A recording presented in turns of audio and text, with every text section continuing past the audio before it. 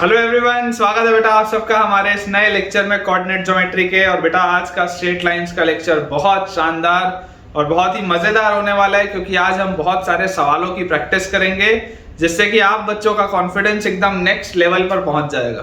तो चलिए बेटा स्टार्ट करते हैं अपना आज का लेक्चर। लेकिन आज का हमारा लेक्चर स्टार्ट करने के पहले एज यूजुअल हमारे जितने भी बच्चों ने अभी तक हमारा टेलीग्राम चैनल ज्वाइन नहीं किया है, बेटा आप जल्द से जल्द हमारे टेलीग्राम चैनल को ज्वाइन करें, जिसका ज्वाइनिंग लिंक आपको नीचे डिस्क्रिप्शन बॉक्स पर दिख रहा होगा। उसे ज्वाइन करने से बेटा आपको दो एडवांटेज हैं। पहला एडवांटेज ये है कि आप बेटा कभी भी मेरा कोई भी लेक्चर मिस नहीं करेंगे, स्किप नहीं करेंगे अगर आप टेलीग्राम से जुड़े होंगे तो।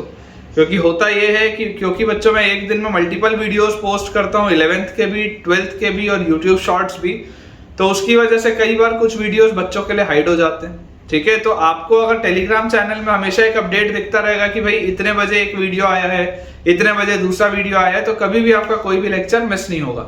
और जो सेकंड एडवांटेज है वो ये है कि यहाँ पर तो हम बहुत सारे सवालों की प्रैक्टिस करेंगे, लेकिन उसके साथ साथ अगर हमें जेईई मेंस और एडवांस क्रैक करना है तो हमें शायद और ज्यादा क्वेश्चंस को प्रैक्टिस करने की जरूरत है, जो कि आपके टेलीग्राम चैनल पे आपको मिलेंगे।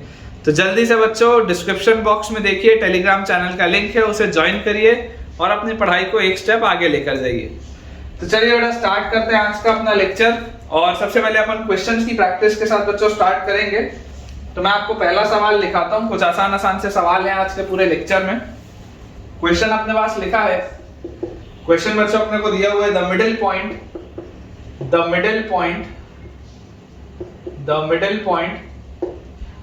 of the line segment joining the middle point of the line segment joining 3, -1, 3, -1 and 1, 1 and 1, 1, 3, -1 and 1, 1 is shifted by 2 units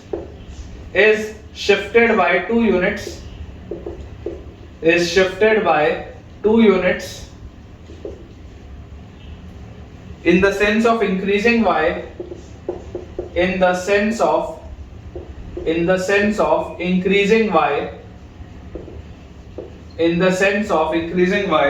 perpendicular to the line segment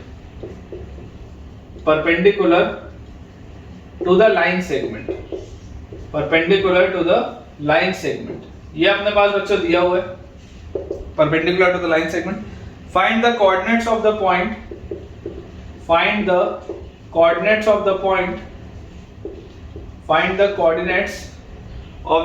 in the new position.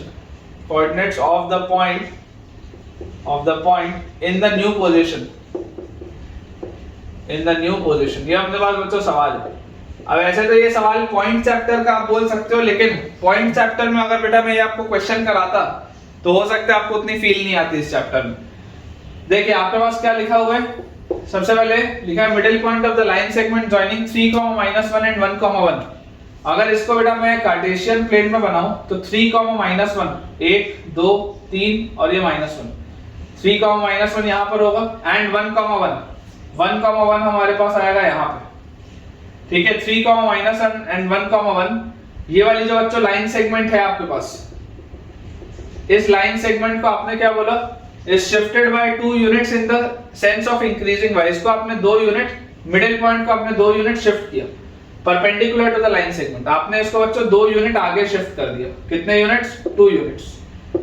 ठीक है, आप सबसे पहले इसका middle point देखिए, इसका middle point आएगा क्या, इफ दिस इज आपके पास 3, -1, if this is point A, this is point B which is 1, 1 और इनका मिडिल पॉइंट अगर मैं मान लेता हूं M, तो m के कोऑर्डिनेट्स अपने पास आ जाएंगे बच्चों, यहां से कितना आ जाएगा 3 + 1/2 मतलब कि 4/2 तो 2 और -1 + 1 0/2 तो 0, 2, 0 आएगा m। ठीक है, इसको आपने 2 यूनिट्स आगे शिफ्ट कर दिया। कितना? 2 यूनिट्स। और in the sense of perpendicular to the line segment, in the sense of increasing y, तो इस तरीके से आपने इसको 2 यूनिट आगे शिफ्ट किया है। बोला जा रहा है find the coordinates of the point in the new position. हमको बच्चों ये वाला कोऑर्डिनेट बताना है, हमको ये वाला कोऑर्डिनेट बताना है। तो यार मैं आपको ये बोलता हूं, देखिए इसमें आपको स्ट्रेट लाइन का भी कंसेप्ट आना चाहिए, अदरवाइज प्रॉब्लम आएगी। आप AB का स्लोप निकालो, स्लोप ऑफ AB तो स्लोप ऑफ AB अपने पास क्या आ जाएगा बच्चों, AB का स्लोप आ जाएगा y2 माइनस y1 मतलब 1 minus minus 1, y2 minus y1 upon x2 minus x1 मतलब 1 माइनस 3। तो ये अपने पास आ जाएगा कितना, 1 minus minus 1 is 1 plus 1, this is 2 upon minus 2। यार ये तो माइनस 1 आ रहा है स्लोप, इसका स्लोप कितना आ रहा है, माइनस 1 आ रहा है, मतलब कि इसका स्लोप कितना आएगा, इसका स्लोप 1 आएगा। तो slope of line perpendicular to AB, slope of line perpendicular to AB, AB के परपेंडिकुलर बच्चों जो लाइन होगी उसका स्लोप, तो उसका स्लोप अपने पास कितना आ जाएगा, 1 आ जाएगा, क्योंकि दोनों का प्रोडक्ट माइनस 1 होना चाहिए। और जैसे बच्चों ये स्लोप आपके पास 1 आएगा, मतलब ये एंगल विल बी 45 डिग्री, ये एंगल विल बी 45 डिग्री। ये इसमें कांसेप्ट था। अभी यार मैंने तुमको जब तक स्ट्रेट लाइन नहीं पढ़ाया था तब तक मैं ये स्लोप की बातें कैसे कर सकता था, ठीक है ना। अदरवाइज मैं अगर आपको बेटा उसको बताता भी तो आपको तकलीफ आती इसको समझने में। अब जैसे ये हमारे पास आ गया तो ऑटोमेटिकली ये वाला जो कोऑर्डिनेट आएगा अपने पास, मान लेते हैं न्यू कोऑर्डिनेट इज n, तो n की वैल्यू अपने पास कितनी आ जाएगी, इसका x कोऑर्डिनेट विल बी, ये आपके पास ऑलरेडी 2 यूनिट्स है, ये ऑलरेडी 2 यूनिट्स है, तो n का x coordinate will be 2 plus 2 cos 45, है ना, ये 2 प्लस 2 cos 45 और y coordinate will be 2 sin 45, 2 sin 45 degree. तो यहां से अपने पास आ जाएगा 2 plus cos 45 is 1 by root 2, तो 2 plus root 2 comma sin 45 is 1 by root 2, तो रूट, ये आना चाहिए बच्चों आंसर, चेक कर लीजिए।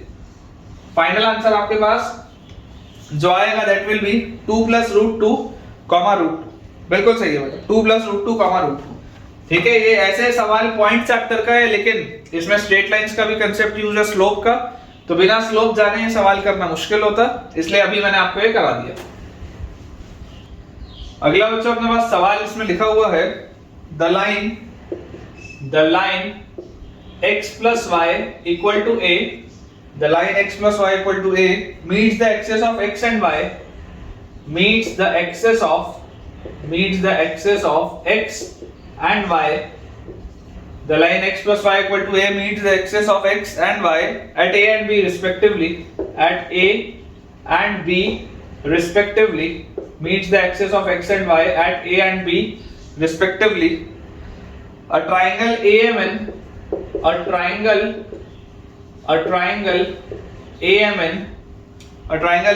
is inscribed in the triangle OAB, is inscribed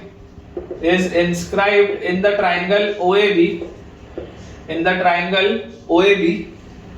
O being the origin,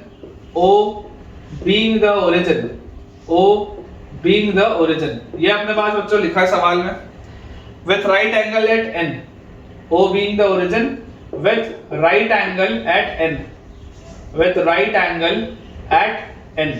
ठीक है, O being the origin with right angle at n, M and n lie respectively on,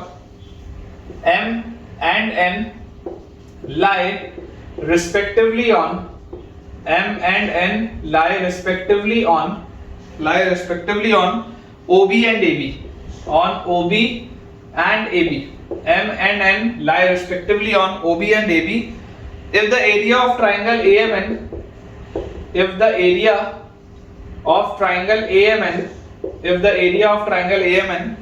is 3 by 8 of the area of triangle OAB, is 3 by 8 of the area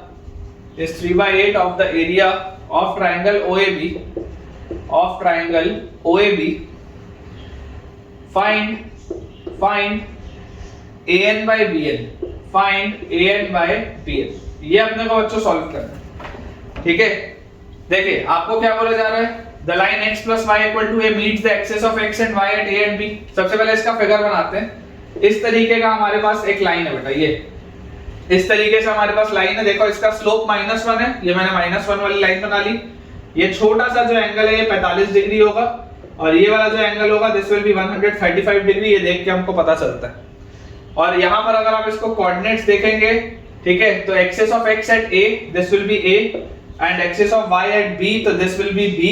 और मुझे दिखाई देता है कि y को जब मैं 0 करूंगा तो x की वैल्यू a आएगी, तो दिस विल बी a, 0, और y को बच्चों जब आप अगर x को जब आप 0 करेंगे तो y a आ जाएगा, तो दिस विल बी 0, a, ये अपने पास आएगा, ठीक है, ये चीज अपने पास आएगी।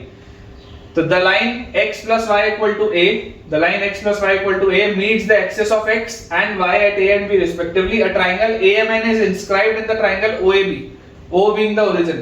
तो ये जो ट्राइंगल OAB है, इस ट्राइंगल OAB के अंदर आपने एक ट्राइंगल AMN को इंस्क्राइब किया with right angle at n. AMN को अपन ने इंस्क्राइब किया है, ठीक है, with right angle at n. M and n lie on OB and AB. M कहां पर लाई कर रहा है? M लाई कर रहा है OB पर. N बच्चों लाई कर रहा है OB पर, और N आपके पास लाई कहां पे कर रहा है? N जो है वो लाई कर रहा है AB पर. N जो है वो लाई कर रहा है AB पर, ठीक है, और आपको बोला जा रहा है right angle at N. N पर राइट एंगल भी है. ये इस तरीके से अपने पास बच्चों एक फिगर बना हुआ है ऐसा, ठीक है. ये आपके पास M आ गया. M जो है वो OB पर है, N जो है आपके पास AB पर है, और आपने राइट एंगल बना लिया n पे, ठीक है. अब बोला जा रहा है if the area of triangle AMN, if the area of triangle AMN, ये जो छोटा सा ट्राइंगल है, is 3/8 of the area of triangle OAB. इसका अगर वो 3/8 है, ठीक है, तो find AN by BN. AN by BN अगर पूछ रहा है तो ये AN by BN. चलो ये अपने पास बेटा सवाल, ठीक है. अपन ऐसा करते हैं, अपन बच्चों ऐसा करते हैं, इसको मान लेते हैं k, इसको मान लेते हैं 1, मान लेते हैं पॉइंट n जो है, ये भी हालांकि पॉइंट चैप्टर में करा सकते थे, लेकिन क्योंकि इसमें स्ट्रेट लाइन का भी अभी कंसेप्ट यूज हो रहा है और आएगा भी, इसलिए मैंने इसको इस चैप्टर में कराया. तो अगर मैं ऐसा बोल दूं कि यार AN by BN जो होगा, AN by BN को अगर हम मान ले k, या हम n को बोल दें कि n इंटरनली डिवाइड कर रहा है AB को k:1 में. n जो है वो इंटरनली डिवाइड कर रहा है AB को इन द रेशियो k:1, मान लेते हैं ऐसा. तो यार अगर AN by BN को बच्चों मैं k बोल दूं, तो मुझे क्या चीज समझ में आती है कि n के कोऑर्डिनेट्स क्या होंगे? n के कोऑर्डिनेट्स अपने पास आ जाएंगे k into 0 plus 1 into a by k plus 1, ये आएगा x कोऑर्डिनेट, और y कोऑर्डिनेट क्या आएगा? k into a plus 1 into 0 by k plus 1. यही आएंगे अपने पास n के कोऑर्डिनेट्स. n के कोऑर्डिनेट्स ये आ जाएंगे. अब बच्चों मुझे एक चीज पता है कि ये जो n के कोऑर्डिनेट्स आएंगे, ये n के कोऑर्डिनेट्स आपके इसमें एग्जिस्ट करने चाहिए लाइन पे, तो वो तो कर ही जाएगा. अगर आप करोगे तो LHS और RHS सेम आ जाएगा, बिल्कुल सही है. अब m क्या होगा बेटा? m इसके परपेंडिकुलर है. m जो भी होगा इसको अपन अगर मान लें, let us say this is 0, m, let us say this is of the form 0, m, इसको इस फॉर्म का मान लेते हैं 0, m. तो यार मुझे एक चीज पता है. मुझे क्या पता है? मुझे बच्चों ये बात पता है कि अगर AB का स्लोप, अगर बच्चों AB का स्लोप -1 है, if slope of AB is -1, आपको दिखाई दे रहा है, देख लो, AB का स्लोप अगर -1 है, तो ये जो MN का स्लोप होगा वो +1 होगा. तो स्लोप ऑफ MN जो होगा दैट विल बी +1. ये बात समझ में आती है, क्योंकि ये दोनों परपेंडिकुलर लाइंस हैं, तो दोनों का प्रोडक्ट -1 आना चाहिए स्लोप का. तो MN का स्लोप अपने पास क्या आ जाएगा? MN का स्लोप विल बी +1, ठीक है. अब इसके कोऑर्डिनेट बेटा मुझे फिलहाल पता नहीं थे, तो इसके कोऑर्डिनेट को मैंने क्या मान लिया? मैंने इसके कोऑर्डिनेट्स को बोल दिया कि लेट अस से इसके कोऑर्डिनेट्स है 0, m. तो यार आप जरा सोच के मुझे बताओ कि अगर मैं स्लोप से बेटा कंपेयर करूं, स्लोप से, तो मुझे एक चीज इसमें समझ में आती है कि यार mn का स्लोप क्या है? What is the slope of mn? तो mn का स्लोप आ जाएगा y2 minus y1, मतलब ka by k plus 1 minus y1 is m, y2 minus y1 upon x2 minus x1, मतलब कि a by k plus 1 minus 0.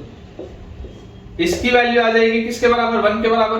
y2 minus y1 upon x2 minus x1 is equal to 1 आ जाएगा. तो यार यहां से अपने पास आ गया ka minus m into k plus 1 by k plus 1 जो आएगा वो कटेगा इससे, and this will be equal to ये a by k plus 1 आएगा, तो a, इसका k plus 1 और इसका k plus 1 कट जाएगा. तो यहां से अपने पास बच्चों m की वैल्यू आती हुई मुझे दिख रही है ka minus a upon k plus 1, ठीक है. ka minus a by k plus 1, या इसको आप लिख सकते हैं k minus 1 by k plus 1 into a, k minus 1 by k plus 1 into a, ये आ रही है m की वैल्यू. तो इसको अपन यहाँ पर इसको ठीक करके लिख लेते हैं, ठीक है. दिस विल बी 0, m की जगह k minus 1 by k plus 1 into a, ठीक है. ये अपने पास बच्चों देखो चीज आ जाएगी. अब जैसे हमारे पास बेटा ये चीज आ गई, तो अब आपको क्या बोला जा रहा है, एरिया की बात हो रही है। Area of triangle AMN is 3/8 the area of triangle AOB। अपन ऐसा करते हैं, इसको बेटा क्लियर कर लेते हैं ताकि सॉल्व कर पाए। तो एरिया ऑफ ट्राइंगल AOB कितना होगा, ये AOB तो हाफ बेस इनटू हाइट लग रहा है, तो एरिया ऑफ ट्राइंगल AOB, इसको ऐसे लिख लेता हूं मैं, एरिया AOB। तो area of triangle AOB will be half into base is A और हाइट इज आल्सो A, तो हाफ A स्क्वायर। ये आ जाएगा अपने पास एरिया ऑफ ट्राइंगल AOB। ठीक है, एरिया ऑफ ट्राइंगल AOB जैसे अपने पास ये चीज आ गई। अब मैं आपको बोल रहा हूं area of triangle AMN, area of triangle AMN। तो एरिया ऑफ ट्राइंगल AMN क्या होगा, एरिया ऑफ ट्राइंगल AMN अगर मैं बोलूं तो दिस विल बी बच्चों अपने पास half into modulus of determinant of, देखो तीनों कोऑर्डिनेट्स आपके पास है, तीनों कोऑर्डिनेट्स बेटा आपके पास है। ये आपके पास लिखा हुआ है 0, k - 1 by k + 1 into A और 1। ठीक है, x1 y1 1, फिर x2 y2 1, तो A 0 1, और फिर x3 y3 1। तो n के कोऑर्डिनेट्स हमारे पास कितने आए, A by k + 1, फिर ka by k + 1 और 1। ये अपने पास देखो पूरी चीज लिखी है। ठीक है, ये अपने पास बच्चों पूरी की पूरी चीज लिखी हुई है, और यहाँ पर ये मॉड्यूलस फंक्शन भी लगा है।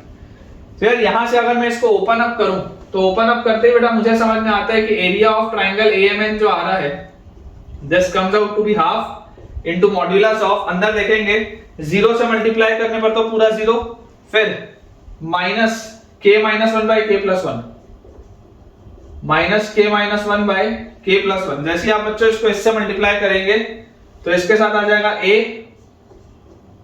Minus a by k + 1, minus a by k + 1। ये अपने पास आ जाएगा a minus a by k + 1, और लास्ट में जब आप 1 से मल्टीप्लाई करेंगे तो +1 इंटू ये इससे मल्टीप्लाई होगा तो ka स्क्वायर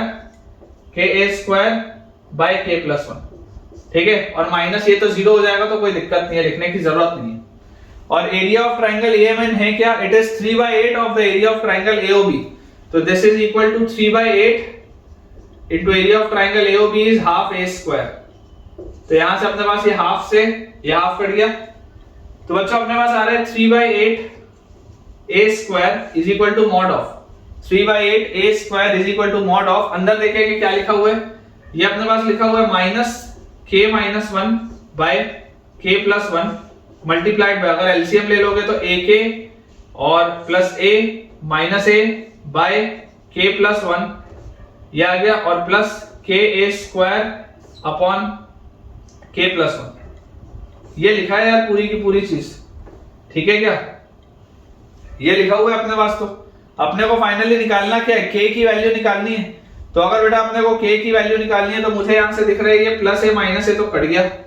ठीक है, अब यहां पर नीचे अगर मैं ध्यान से देखूं तो नीचे मेरे पास एलसीएम आ रहा है k + 1, नीचे बच्चों अपने पास एलसीएम आ रहा है k + 1 और इसका स्क्वायर है नीचे, और यहां पर सिर्फ k + 1 लिखा हुआ है।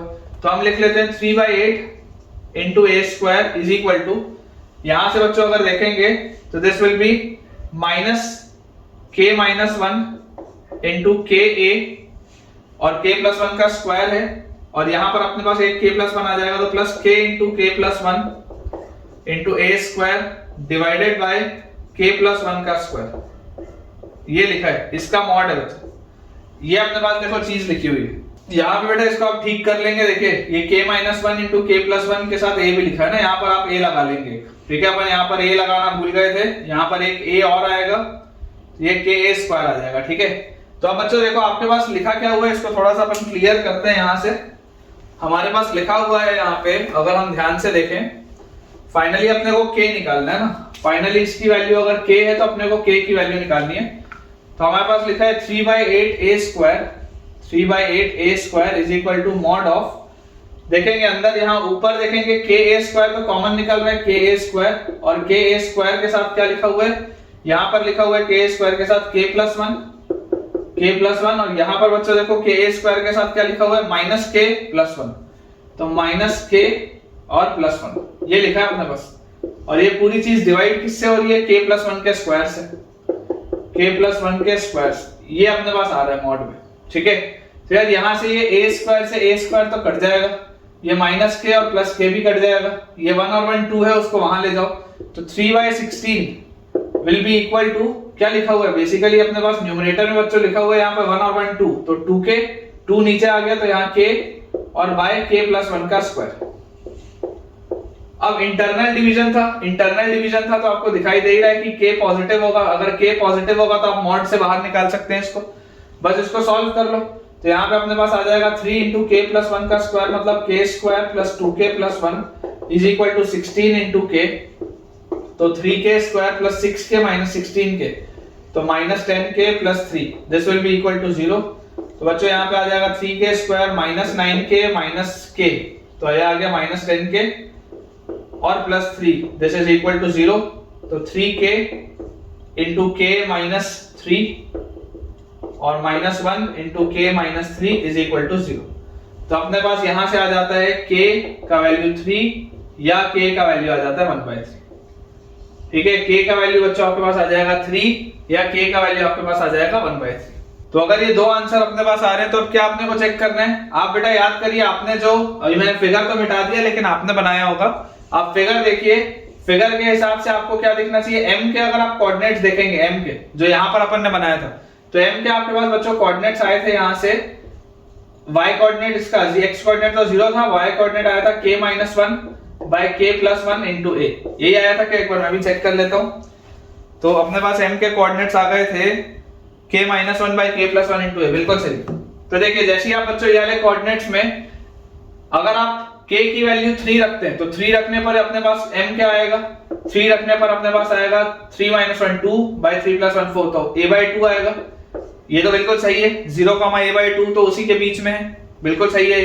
लेकिन अगर आप 1/3 रखते हो, है ना, ये है आपके पास एट k = 3, लेकिन बच्चों अगर मैं k की वैल्यू 1/3 रख लूं तो 1/3 रखने पर मुझको देखो क्या चीज मिलती है, 1/3 अगर रखूंगा तो अपने पास आ जाएगा 0, 1/3 - 1 इज -2/3 और 1/3 + 1 इज 4/3, a, तो यार ये /3 और यहाँ पे 2, यार ये तो -a/2 आ रहा है, ये तो बच्चों -a/2 आ रहा है, देख लो आप 0, -a/2 आ रहा है, और क्या 0, -a/2 इसमें है क्या एग्जिस्ट करता हुआ, आपके पास तो इस तरीके का होना चाहिए था ना, यहाँ पे 0 से a के बीच में होना चाहिए था ना बेटा, ये पूरी चीज तो 0 से a के बीच में होनी चाहिए थी, तो ये -a/2 आ गया तो इसलिए रिजेक्ट हो जाएगा। तो फाइनल आंसर अपने पास क्या आएगा, final answer will B 3 only. तो अगर आप यहाँ पर आंसर देखेंगे, मैं यहाँ पर आंसर लिख देता हूँ, तो आंसर इज 3। अच्छा सवाल है बेटा, it is a very good question, star लगा लेंगे, this is a very beautiful question. और ऑफ कोर्स इसमें पॉइंट का तो कंसेप्ट है ही, लेकिन स्ट्रेट लाइन का भी जबरदस्त इसमें यूज आ रहा है। नेक्स्ट अपने पास बच्चों सवाल लिखा है, if two mutually perpendicular lines, if two mutually perpendicular lines, if two mutually perpendicular lines ax plus by plus c, ax plus by plus c equal to 0 and bx minus ay plus d equal to 0 and bx minus ay plus d equal to 0 are taken as new axis, are taken as new axis। अगर मान लो आपने Cartesian axis system बदल के ये दो lines को नया axis बना लिया, then the new coordinates, then find the new coordinates, then find the new coordinates of the point P, of the point, then find the new coordinates of the point P which is m, n। ये अपने पास बच्चों सवाल है, ठीक है। If two mutually perpendicular lines ax plus by plus c equal to 0 and bx minus ay plus d equal to 0 are taken as new axis। अब देखो हो क्या रहा है, मैं आपको बच्चों समझाता हूं। मान लेते हैं that this is your line L1 and this is your line L2, ठीक है। अपन बेटा इसको L1 और L2 मान लेते हैं, ये जो पहली वाली लाइन है अगर मैं इसको L1 मान लूं और जो दूसरी वाली लाइन है अगर बेटा मैं उसको L2 मान लूं, तो मैं आपको बोलता हूं कि मेरे पास, मैं आपको एक कंसेप्ट सिखाने की कोशिश कर रहा हूं, ठीक है। मैं आपको ऐसा बोलता हूं कि ये जो आपका कार्टेशियन सिस्टम था, इस कार्टेशियन सिस्टम में अब आपके पास कुछ इस तरीके की ये दो लाइंस है। Late us say this is your line L1, this is your line L2, और क्लियरली आपको दिखाई दे रहा है कि ये दोनों लाइंस म्यूचुअली परपेंडिकुलर है। इसका जो स्लोप आएगा that will be minus A by B, इसका जो स्लोप आएगा that will be B by A, दोनों का प्रोडक्ट -1 है तो हो जाएगा। बोला जा रहा है अगर ये आपका नया एक्सिस सिस्टम है तो coordinates of the point P M comma N, मान लो अगर कोई पॉइंट एम कॉमा एन था पुराने सिस्टम में, पुराने बच्चों सिस्टम में अगर कोई पॉइंट एम कॉमा एन था तो हमसे बोला जा रहा है कि नए सिस्टम में ये एम कॉमा एन के कोऑर्डिनेट्स क्या होंगे नए सिस्टम में। तो आप याद करिए बेटा, आपने अभी तक इस तरीके वाली प्रोफाइल भी पढ़ी है। आपने पढ़ा है कि जिसमें ओरिजिन शिफ्ट भी हो जाए और एक्सिस का रोटेशन भी हो जाए। ओरिजिन शिफ्टिंग और एक्सिस का रोटेशन अगर दोनों एक साथ हो जाए तो आपको वो चीज आती है। मैंने आपको पॉइंट चैप्टर में पढ़ाया है कि ओरिजिन शिफ्टिंग भी हो और एक्सिस का रोटेशन भी हो। इमेजिन करो अगर एक्सिस थीटा एंगल से रोटेट हो गई होती तो ये वाली चीज आपने पढ़ी हुई है, कोई बहुत बड़ी बात तो है नहीं। लेकिन देखो अभी इसमें थीटा भी दिया नहीं हुआ है, थीटा आपको निकालना पड़ेगा अगर आप करके निकालोगे तो। और ओरिजिन भी कहां पर शिफ्ट हुआ है तो उसके पॉइंट ऑफ कोऑर्डिनेट्स आपको निकालने पड़ेंगे, तो थोड़ा मेहनत लगेगा। मुझे ऐसा लगता है कि थोड़ी मेहनत लगेगी। इसको करने का एक डायरेक्ट तरीका भी, क्योंकि अब आपने distance of a point from the line पढ़ लिया है तो इसको करने का डायरेक्ट तरीका भी है। डायरेक्ट तरीका क्या है बेटा, ये जो m कॉमा n था बेसिकली ये m क्या था, व्हाट इज m? तो m आपके पास होता था distance of the x coordinate from y axis. ये m क्या होता था, distance of the point from y axis. ये जो x कोऑर्डिनेट है, ये x कोऑर्डिनेट बेसिकली क्या है, distance of the point from y axis. तो this is m was distance of point from y axis, this is m, distance of point from y axis. और n क्या है, n अगर आप बेटा देखेंगे तो n is your y coordinate, ये distance of the point from x axis. n is distance of point from x axis, distance of point from x axis. ठीक है, ये अपने पास बच्चों चीज लिखी है। अब अगर हम यहां पर बेटा देखें ध्यान से तो बेसिकली अगर आपका नया कोऑर्डिनेट x डैश और y डैश है, अगर बच्चों आपका नया x कोऑर्डिनेट x डैश है, नया हमारा जो x कोऑर्डिनेट है अगर वो x डैश है और नया y कोऑर्डिनेट y डैश है, तो मैं आपको ये बोलता हूं कि m, n जो पुराने सिस्टम में थे अब वो कन्वर्ट हो जाएंगे किसमें, नए सिस्टम में x डैश y डैश में। तो x डैश क्या होगा, what will be x dash? x dash will be the perpendicular distance of this point from line L2। x dash क्या होगा, x dash will be the perpendicular distance of this point from line L2, यही तो होगा x dash. तो x dash perpendicular distance of the point from line क्या होता है, x dash will B perpendicular distance, ये पॉइंट P है, perpendicular distance of P from L2। तो perpendicular distance of P from L2 बताओ कितना आ जाएगा, लाइन L2 ये है और P की इससे अगर आपको दूरी बतानी है तो this will be bm minus an plus d by root over bm minus an plus d by root over a square plus b square, root over a square plus b square, इसका mod. ठीक है ना, bm minus an plus d by root over a square plus b square, इसका mod. This is your x dash, ये अपने पास आएगा x dash. ठीक है, सिमिलरली y डैश क्या होगा, y डैश, तो y dash is the perpendicular distance of point P from line L1। ठीक है, y dash is the perpendicular distance of P from line L1।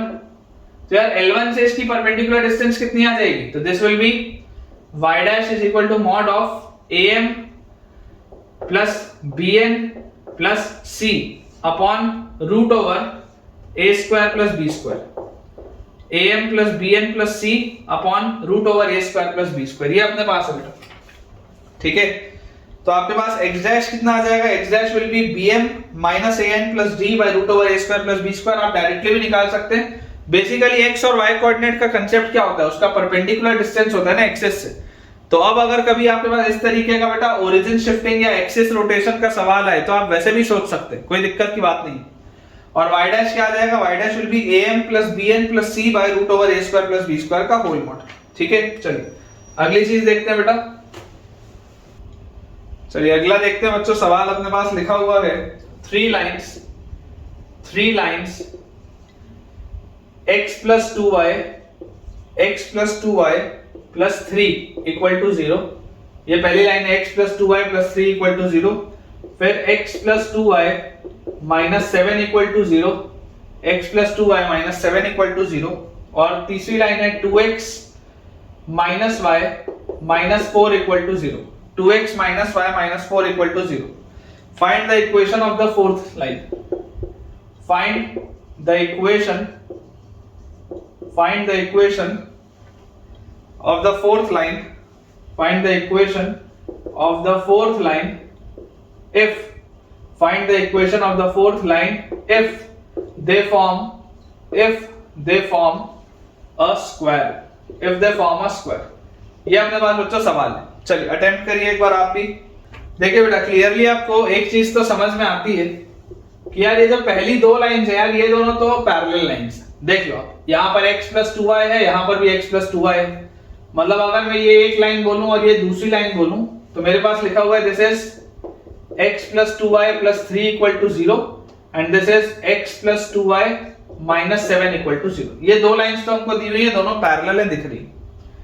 अच्छा ये वाली जो लाइन है 2x minus y minus 4 equal to 0, देखो ये परपेंडिकुलर है इनके, क्योंकि इसका जो स्लोप आएगा, इसका स्लोप आएगा माइनस हाफ. देखो इसका भी स्लोप आएगा माइनस हाफ, लेकिन इसका स्लोप आएगा 2. तो दोनों लाइंस तो परपेंडिकुलर है.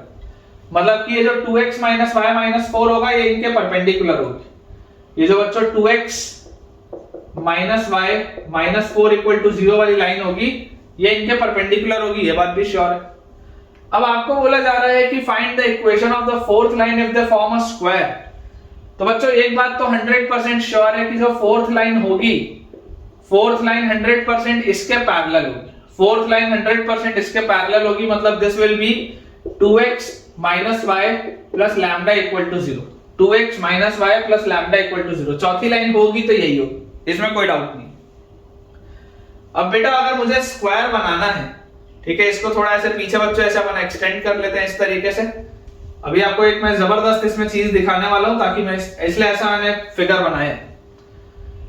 आप समझिए इस बात को कि यार अगर स्क्वायर बनाऊंगा तो ये वाला स्क्वायर जो होगा वो इस साइड भी बन सकता है और वो स्क्वायर इस साइड भी बन सकता है. मतलब आपकी फोर्थ लाइन इधर भी आ सकती है और आपकी फोर्थ लाइन इधर भी आ सकती है, दोनों जगह आ सकती है. मतलब कि इसके दो आंसर आने चाहिए. पहली बात तो मुझे ये चीज सॉल्व करने के पहले ही पता है कि इसके दो आंसर आने चाहिए. अब मैं बोलता हूं फिलहाल के लिए आप इस हिस्से को भूल जाओ, आप बेटा ये वाले पूरे हिस्से को भूल जाओ, आप सिर्फ इतने से स्क्वायर को देखो. तो अगर मैं इतने से बच्चों स्क्वायर को देखूं तो अगर ये दोनों पैरेलल लाइंस के बीच का डिस्टेंस a है तो यार स्क्वायर में तो ये दोनों पैरेलल लाइंस के बीच का भी डिस्टेंस a होगा, क्योंकि स्क्वायर के तो चारों साइड सेम होते हैं. तो अगर ये दो पैरेलल लाइंस के बीच का डिस्टेंस a है तो ये दो पैरेलल लाइंस के बीच का भी डिस्टेंस a ही होगा. तो यहां से मुझे क्या चीज समझ में आती है? मुझे बच्चों यहां से ये बात समझ में आती है कि a की वैल्यू है कितनी. a की वैल्यू है, अगर मैं इन दो पैरेलल लाइंस को लूं तो c1 माइनस c2 मतलब 3 minus minus 7, c1 minus c2 upon root over a square plus b square मतलब 1 प्लस 4 का मॉड. तो 3 प्लस ये 7 आ जाएगा 10, तो दिस इज 10 बाय रूट 5. ठीक है क्या? स्क्वायर का जो साइड है ये है 10 बाय रूट 5. तो यार इसका मतलब ये है कि ये वाली जो दो लाइंस होंगी, ये वाली लाइन और ये वाली लाइन, ये वाली बच्चों लाइन और ये वाली लाइन, इन दोनों के बीच का भी तो डिस्टेंस यही होना चाहिए. तो देयरफॉर इन दोनों के बीच का डिस्टेंस कितना होगा? c1 माइनस c2 मतलब lambda minus minus 4. c1 minus c2 divided by root over a square plus b square मतलब 4 प्लस 1 का मॉड. मॉड लगाना नहीं भूलना है, का mod is equal to 10 by root 5. Clearly ये रूट 5 से ये रूट 5 तो चला जाएगा. तो अपने पास लैम्डा प्लस 4 की वैल्यू मॉड अगर हटाऊंगा तो this will B plus minus 10. तो बच्चों अगर लैम्डा प्लस 4 की वैल्यू 10 होगी तो लैम्डा की वैल्यू 6 आएगी, और अगर लैम्डा प्लस 4 की वैल्यू माइनस 10 होगी तो लैम्डा की वैल्यू आएगी माइनस 14. ये दो आंसर्स अपने आ रहे हैं, और यही तो देखो दोनों आंसर्स के करस्पॉन्डिंग आपको लाइन मिलेंगी. ठीक है, अगर एक लाइन आप इस साइड बनाओगे तो दूसरी लाइन दूसरे साइड बनेगी. तो फाइनल आंसर अपने पास जो बच्चों आएगा, फाइनल आंसर दो अपने पास आंसर्स आएंगे, क्योंकि देखो दो पॉसिबिलिटीज आ रही थी ना लाइन की. तो answer will be either 2x minus y plus lambda है तो प्लस 6 इक्वल टू 0, या आपके पास आ जाएगा 2x minus y minus 14 is equal to 0. दोनों ही सही है बेटा, दोनों ही केसेस में आपके पास स्क्वायर बन जाएगा. चेक कर लीजिए. अगर आपने भी अटेम्प्ट किया है बेटा मेरे साथ साथ और अगर आपका ये सही आंसर आया तो मुझे एक थम्स अप शो करिएगा कमेंट्स में। 2x minus y plus 6 equal to 0 and 2x minus y minus 14 equal to 0। बिल्कुल सही है बच्चों। नेक्स्ट अपने पास बच्चों सवाल लिखा है, इस कंसेप्ट को मैंने आपको लास्ट लेक्चर में ही बताया था।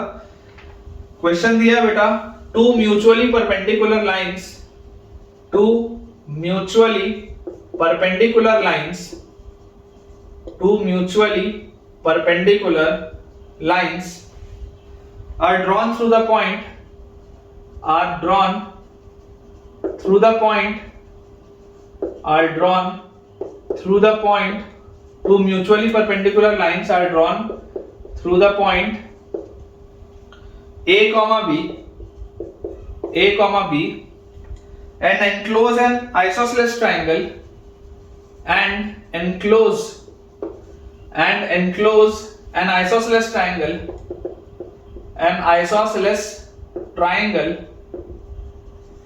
and enclose an isosceles triangle together with the line, together with the line, together with the line x cos alpha plus y sin alpha is equal to p, together with the line x cos alpha plus y sin alpha equal to p, find the area of the triangle, find the area of the triangle। अगर आपको बच्चों last lecture का result याद हो तो इसको आप directly solve कर सकते हैं। तो देखिए रिजल्ट्स क्यों याद होने चाहिए, ये इंपॉर्टेंट प्रोफाइल्स हैं। आप इस बात को समझने की कोशिश करिए कि आपके पास किस तरीके की बात हो रही है। टू म्यूचुअली परपेंडिकुलर लाइंस, आपके पास ऐसी दो लाइंस हैं जो म्यूचुअली परपेंडिकुलर हैं, they are mutually perpendicular, are drawn through the point A comma B, इन्हें आपने बनाया है point A comma B से, and enclose an isosceles triangle together with the line ये बच्चे isosceles triangle बनाती है, ठीक है। this is an isosceles triangle, ये वाला साइड और ये वाला साइड सेम है और ये आपका हाइपोटेन्यूस है। enclose an isosceles triangle together with the line, line अपने पास देखिए क्या आ जाएगी, लाइन अपने पास आ जाएगी x cos alpha plus y sin alpha is equal to p, enclose an isosceles triangle together with the line x cos alpha plus y sin alpha equal to p, find the area of the triangle। आपको बच्चों इस triangle का area पूछा जा रहा है। अब समझने वाली बात क्या है, याद करिए आपको मैंने लास्ट लेक्चर में बताया था कि अगर ये आइसोसेलेस ट्रायंगल है और अगर मैं यहां पर एक परपेंडिकुलर ड्रॉप कर दूं, इफ मैं बोल दूं कि यार ये बेस P है, ठीक है, तो ये भी P होगा क्योंकि आइसोसेलेस ट्रायंगल में अगर आप परपेंडिकुलर ड्रॉप करते हैं तो उसका मीडियन भी होता है, ठीक है। और अब जो आपके पास बेटा नया ट्रायंगल बन रहा है, क्योंकि देखो ये एंगल 45 था, राइट आइसोसेलेस में ये एंगल 45 था, तो ऑटोमेटिकली बचा हुआ ये एंगल भी 45 आ जाएगा क्योंकि ये तो 90 डिग्री है। तो यार अगर ये P था तो ये भी P हो जाएगा। तो आपको ये बात समझ में आनी चाहिए बेटा, ये प्रोफाइल, ये आपके पास प्रोफाइल, ये वाला जो आपके पास ऑल्टीट्यूड है, ये ऑल्टीट्यूड और ये दो पार्ट्स, बेस के ये दो पार्ट्स ये इक्वल है, ये P है तो ये भी P है और ये ऑल्टीट्यूड भी P है और ये ओवरऑल ये वाला साइड इस साइड के बराबर था। तो basically this is a right isosceles triangle, जो मैंने आपको लास्ट लेक्चर में ही बताया था। This is a right isosceles triangle, ठीक है। लास्ट लेक्चर में भी अपने इस पे बेटा चर्चा हुई थी। तो यार राइट आइसोसेलेस ट्रायंगल का एरिया क्या होता है? राइट आइसोसेलेस ट्रायंगल का बेटा एरिया होता है half into base 2p into height p। तो यार इसका एरिया तो p स्क्वायर होता है, इसका एरिया आता है p स्क्वायर, और जहां पर p क्या होता है? p is the perpendicular distance of the point from the line, where p, where, अच्छा इसको p स्क्वायर मत बोलो, इसको यहाँ पे तुम p से कंफ्यूज हो जाओगे, आप इसको p मत बोलो, आप इसको ऐसा करो, आप इसको बोल लो a, फिलहाल के लिए आप बोल दो इसको a। This is small a, this is small a, a भी मत बोलो यार, वेरिएबल प्रॉब्लम आ जाएगी, इसको आप d बोल दो। This is small d, this is small d, this is also small d, ये a कॉमा b यहाँ पर है, यहाँ पर p है, इसका एरिया आ जाएगा आपके पास d स्क्वायर, ठीक है। एरिया आपके पास आ जाएगा d square, where d is the perpendicular distance, where d is the perpendicular distance of the point from the line, perpendicular distance of the point from the line, ठीक है। ये profile अपने को याद रखनी है, of the point from the line। अगर जरूरत हो तो अपने शॉर्ट नोट्स वाली नोटबुक में इसको लिख लेना, जो अगर आपने फॉर्मूला नोटबुक कोई बनाई होगी जैसे मैं बोल रहा हूं, उसमें आप इसको नोट कर लीजिएगा ताकि कभी गलती ना हो। तो where D is the perpendicular distance of the point from the line. तो यार यहां से अपने पास एरिया कितना आता है, अगर आप परपेंडिकुलर डिस्टेंस निकालोगे d, तो d की वैल्यू क्या आ जाएगी, a, b की दूरी इससे कितनी आएगी, this will be mod of, अपन लिखेंगे a cos alpha plus b sin alpha, a cos alpha plus b sin alpha minus p divided by root over cos square alpha plus sin square alpha, यही आएगा cos square alpha plus sin square alpha, इसका mod, ये अपने पास बच्चों चीज आएगी। तो d square, area will be d square, तो area will be d square will be equal to, ये नीचे तो 1 हो गया, तो answer will be a cos alpha plus b sin alpha minus p का whole square, answer will be a cos alpha plus b sin alpha minus p का whole square. ठीक है, ये अपने पास बच्चों फाइनल आंसर आएगा, देख लीजिए, a cos alpha plus b sin alpha minus p का होल स्क्वायर। चलिए अगला बेटा देखते हैं।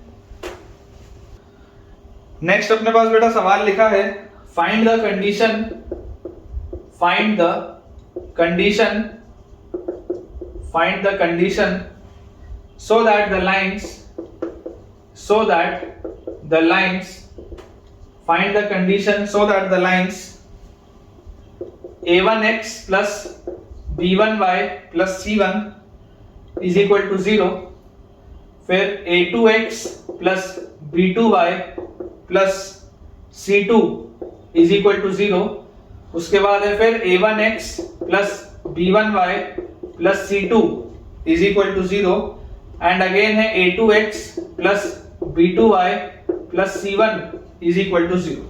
ठीक है, form a rhombus, find the condition so that the lines form a rhombus, ये अपने पास सवाल है। ठीक है, अगेन ये वाली बच्चों जो प्रोफाइल है मैंने आपको कल बताई थी, कल बेटा मैंने आपको बताई थी, देखो उसी को मैं आपको बेटा रिकैप करवा रहा हूं ताकि आपको समझ में आए कि ये कंसेप्ट इंपॉर्टेंट क्यों है। मैंने बेटा आपको कल बताया था कि एक पैरेललोग्राम जो होता है, उस पैरेललोग्राम को अगर आपको रोम्बस में कन्वर्ट करना है, एक पैरेललोग्राम को अगर बच्चों आपको रोम्बस में कन्वर्ट करना है, तो एक बात तो यह होती है कि एडजेसेंट साइड्स इक्वल हो जाए, ये बात तो होती ही है कि एडजेसेंट साइड्स को आप इक्वल कर दो, तो एडजेसेंट साइड्स को इक्वल करते ही हो जाता है। लेकिन दूसरी बात मैंने आपको और क्या बताई थी, perpendicular distance between the two parallel lines. ठीक है, दूसरी बात मैंने आपको बताया था, perpendicular distance between the pair of parallel lines, between the pair of parallel lines must be equal, parallel lines must be equal, ये अपने पास होता है। ये मैंने आपको बताया था कि perpendicular distance between the pair of parallel lines equal होता है, या इसी चीज को आप ये भी बोल सकते हैं कि altitudes are equal, altitudes are equal. बोलने का मतलब क्या है कि अगर हमारे पास पैरेललोग्राम दिया हुआ हो, तो इस पैरेललोग्राम को अगर आपको रोम्बस में बच्चों कन्वर्ट करना हो, तो एडजेसेंट साइड इक्वल करने से तो काम चल ही जाएगा, लेकिन एडजेसेंट साइड को इक्वल करने के अलावा अगर आप इसको रोम्बस बनाना चाहते हैं, तो रोम्बस बेटा बनाने के लिए अगर ये जो आपने परपेंडिकुलर ड्रॉप किया सामने वाले साइड पे, सामने वाले बच्चों साइड पे अगर आपने ये जो परपेंडिकुलर ड्रॉप किया, ये परपेंडिकुलर भी अगर इक्वल हो गया तो मेरा काम चल जाएगा। से this is P1, this is P2, अगर P1 इक्वल टू P2 हो गया तो मजा आ जाएगा बेटा, P1 इक्वल टू P2 होते ही मजा आ जाएगा, ये अपने को याद रखना। अब आप उसको बेटा अगर ध्यान से समझेंगे तो यार यहां पर देखो अपने पास लिखा क्या हुआ है, अपने पास बेटा लिखा हुआ है ये जो लाइंस है, क्लियरली आप इन लाइंस को अगर ध्यान से देखिए तो आपके पास पहली और तीसरी लाइन जो है, फर्स्ट और थर्ड लाइन पैरेलल है, और सेकंड और फोर्थ लाइन भी क्या है, पैरेलल है। फर्स्ट और थर्ड लाइन में देखो a1x plus b1y, a1x plus b1y है, सेकंड और फोर्थ में a2x plus b2y, a2x plus b2y है, क्लियरली अपने को दिखाई दे रहा है। तो यार यहां से हम बेटा देखो क्या बोल सकते हैं कि this is line 1, this is line 2, this is line 3 and this is line 4। यहां बेटा लिख भी देते हैं L1 है, ठीक है, दिस इज L3, L1 और L3 पैरेलल आपको दिख रहा है, ये अगर L2 है तो ये L4 है। अब अगर हम इनके बीच का डिस्टेंस बेटा इक्वेट करें तो L1 और L3 के बीच में डिस्टेंस कितना होगा, L1 और L3 के बीच में डिस्टेंस होगा mod of C1 minus C2 upon under root of A1 square plus B1 square, A1 square plus B1 square mod, यही होगा L1 और L3 के बीच का डिस्टेंस। और वैसे ही बेटा L2 और L4 के बीच का डिस्टेंस, L2 और L4 के बीच का डिस्टेंस क्या होगा, mod of C1 minus C2 upon root over A2 square plus B2 square, root over A2 square plus B2 square, ये होना चाहिए। आप देख सकते हैं mod of C1 minus C2 और mod of C1 minus C2 तो कटेगा, और रूट के अंदर से अगर इसको आप निकालोगे, मॉड में रूट है तो कोई मतलब नहीं है, स्क्वायर कर दो, दोनों साइड बच्चों आप स्क्वायर कर दो तो आपके पास आ जाएगा A1 square plus B1 square is equal to A2 square plus B2 square. ये आपका आंसर है, ये अपना आंसर है बेटा, देख लो A1 square plus B1 square is equal to A2 square plus B2 square. जैसे ही हम ये करेंगे ऑटोमेटिकली ये जो पेयर ऑफ पैरेलल लाइंस दी हुई हैं, ये जो पैरेललोग्राम दिया हुआ है वो रोम्बस में कन्वर्ट हो जाएगा। नेक्स्ट बच्चों अपने पास लिखा हुआ है the product of the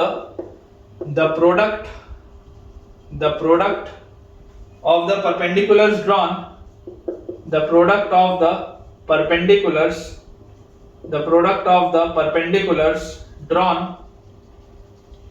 of the perpendiculars drawn from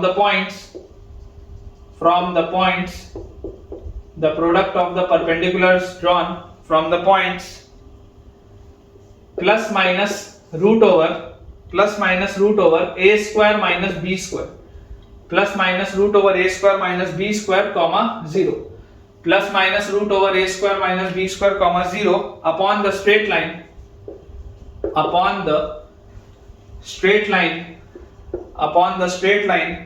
x by a cos theta plus y by b sin theta equal to 1 is dash। ये सवाल है बेटा। The product of the perpendiculars drawn from the points, आपके पास देखो दो अलग अलग point है, एक पॉइंट है रूट ओवर ए square minus B square comma 0 और एक है माइनस रूट ओवर ए square minus B square comma 0। तो product of the perpendiculars drawn from these two points upon that line. ठीक है, तो अपन ऐसा कर लेते हैं, आपके पास देखो पॉइंट एक दिया हुआ है रूट ओवर ए square minus B square comma 0, एक पॉइंट, और दूसरा पॉइंट हमारे पास दिया हुआ है, यहां पर लिख लेते हैं minus times of root over A square minus B square comma 0, root over A square minus B square comma 0 और minus times of root over A square minus B square comma 0, ये अपने पास दिया हुआ है। बोला जा रहा है products of perpendicular drawn from the points, ये दोनों से अगर आप परपेंडिकुलर ड्रॉ करें तो यार जो पहला परपेंडिकुलर आप ड्रॉ करेंगे P1, जो आप बच्चों पहला परपेंडिकुलर ड्रॉ करेंगे P1, उसका लेंथ कितना होगा, तो x की जगह आप लिखेंगे root over A square minus B square by a cos theta, y की जगह आप लिखेंगे 0 और -1 का मॉड डिवाइडेड बाय, नीचे क्या आ जाएगा, नीचे अपने पास आ जाएगा root over cos square theta, x के कोफिशिएंट का स्क्वायर ना, तो cos square theta by a square plus sin square theta by b square, cos square theta by a square plus sin square theta by b square, ये अपने पास आ जाएगा। वैसे ही अगर हम बच्चों बात करें P2 की बेटा अगर हम बात करें परपेंडिकुलर 2 जो होगा दैट विल बी, x की जगह आप रखेंगे minus root over a square minus b square by a into cos theta plus y की जगह 0 -1 का mod divided by root over a square plus b square, मतलब रूट ओवर अपने पास आ जाएगा again cos square theta by a square plus sin square theta by b square.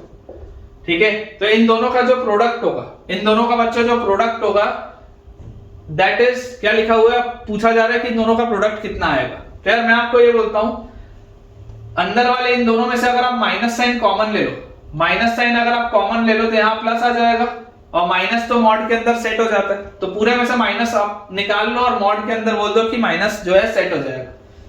तो यार P1 इंटू P2 आएगा क्या मेरे पास, जैसे ही आप इनको मल्टीप्लाई करेंगे तो देखो ये पूरी चीज क्या लिखी हुई है, a minus b a plus b, a minus b into a plus b क्या होता है, a square minus B square, मतलब this will be a square minus B square upon a square cos square theta और -1, यही आएगा अपने पास। देखो इन दोनों को आप मल्टीप्लाई करोगे तो a minus b into a plus b is a square minus B square, और इसका मॉड तो अभी भी है, इसका मॉड तो अभी भी, और नीचे अपने पास क्या लिखा होगा, देखो ये रूट है और ये भी रूट है और अंदर सेम लिखा हुआ है, तो बैलेंस हो जाएगा। तो ये अपने पास बच्चों आ जाएगा, अगर आप एलसीएम लेके लिखो तो this will be b square cos square theta plus a square sin square theta b square cos square theta plus a square sine square theta, और by a square b square, तो वो ए square b square ऊपर आ जाएगा इस तरीके से। तो यार ये मेरे पास क्या लिखा गया है, इसको अगर मैं थोड़ा सा ब्रेक करके लिखूं तो इसको मैं कैसे लिख सकता हूं, ए स्क्वायर अगर अपन एलसीएम ले लें तो इसको आप एलसीएम लेके लिख सकते हो a square cos square theta, a square cos square theta minus B square cos square theta minus B square cos square theta, और फिर minus a square divided by a square नीचे आ गया, मॉड के आप बाहर भी ले सकते हो उसको, और उसके साथ यहां पर लिखा हुआ है b square cos square theta plus a square sine square theta, और ऊपर आपके पास लिखा हुआ है ए स्क्वायर बी स्क्वायर। तो ये ए स्क्वायर से ए स्क्वायर तो कट गया अपने पास, ठीक है। और यार ये जो लिखा हुआ है a square cos square theta minus a square, इसको आप क्या लिख सकते हैं, ए स्क्वायर, यहां पर बच्चों लिख देता हूं, ए स्क्वायर अगर आप कॉमन लेंगे तो cos square minus one, cos square minus one will be minus sine square, तो अपने पास आ जाएगा मॉड के अंदर minus a square sine square theta minus B square cos square theta, ये मॉड के अंदर लिखा है, और मॉड के बाहर नीचे लिखा हुआ है b square cos square theta plus a square sine square theta, और अंदर बेटा बाहर अपने पास मल्टीप्लिकेशन में लिखा हुआ है बी स्क्वायर। आपको क्लियरली दिख रहा होगा मॉड के अंदर से अगर आप एक बार और माइनस साइन लेके हटा दें, मॉड के अंदर से अगर आप एक बार और माइनस साइन लेके हटा दें तो देखो ये दोनों सेम लिखा हुआ है, क्योंकि ये पूरी चीज पॉजिटिव है ना यार, ये पूरी चीज पॉजिटिव है तो मॉड के बाहर एज इट इज आएगी, ये पूरी की पूरी चीज क्या है, पॉजिटिव है, तो a square sine square plus b square cos square, ये लिखा हुआ है नीचे भी और ऊपर भी, कैंसिल आउट, तो फाइनल आंसर कितना आएगा बी स्क्वायर, तो अपने पास बच्चों आ जाएगा इज बी स्क्वायर, ये आपका आंसर है, ये अपने पास आंसर आएगा बी स्क्वायर, ठीक है। अगेन प्रैक्टिस के लिए अच्छे सवाल है बेटा, ये कंसेप्ट्स भी क्लियर होते हैं और आपका बेटा मैथमेटिकल जो आप कैलकुलेशन कर रहे हैं वो भी अच्छा होता है। अगला बच्चों अपने पास क्वेश्चन लिखा हुआ है, let the coordinates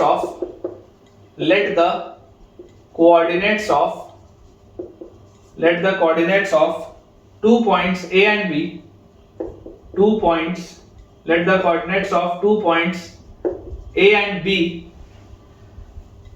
B1, 2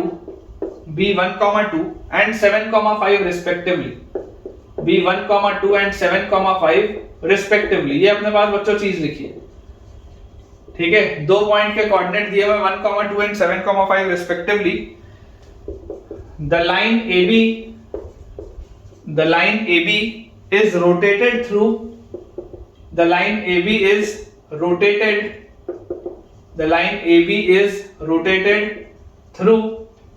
45 degree, in anti-clockwise direction,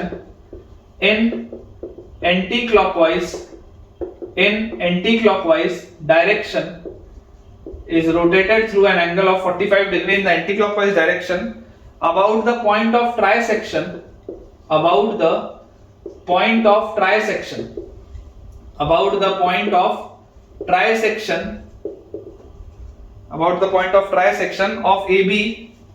of AB, which is nearer to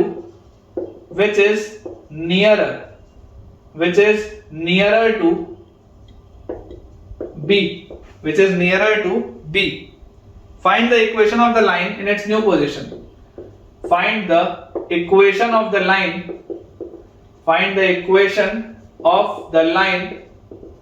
in its new position.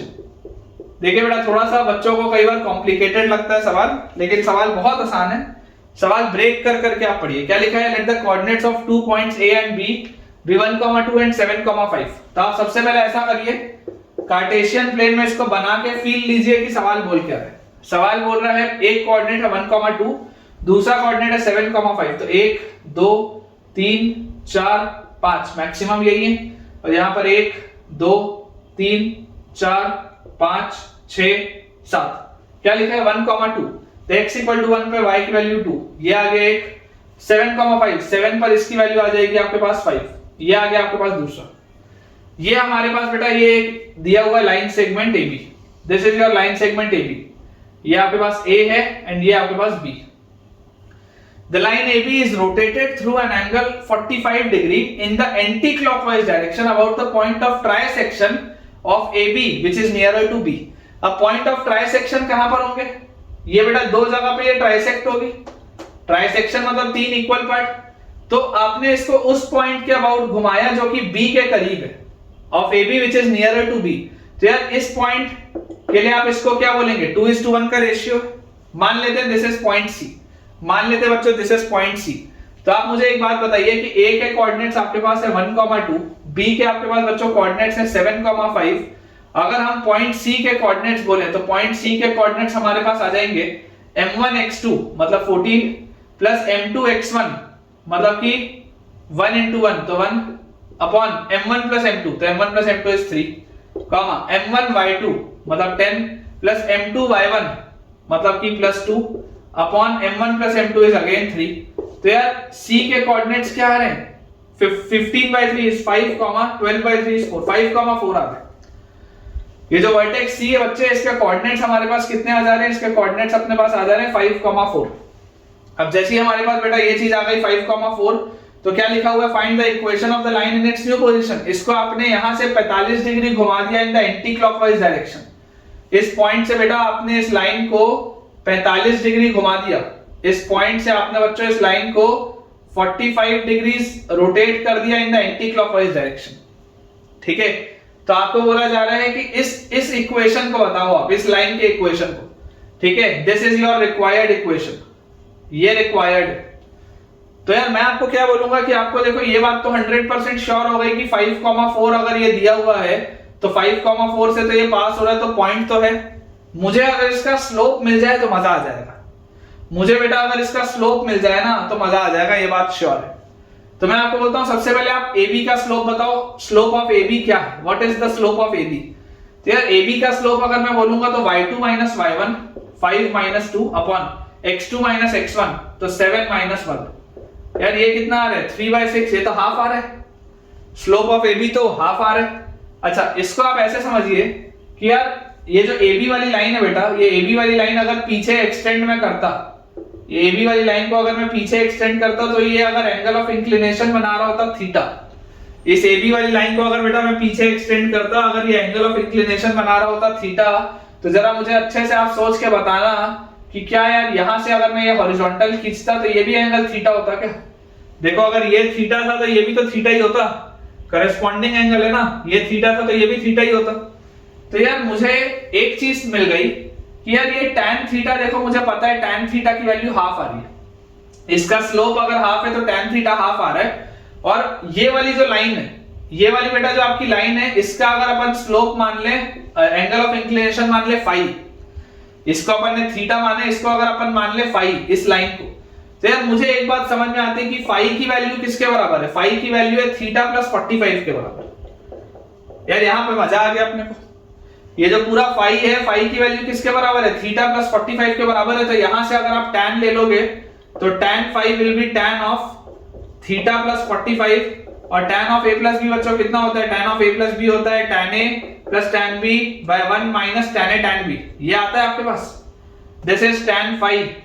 तो यार यहां से tan थीटा अगर हाफ है तो half plus 1 is 3/2 upon 1 minus half is 1/2।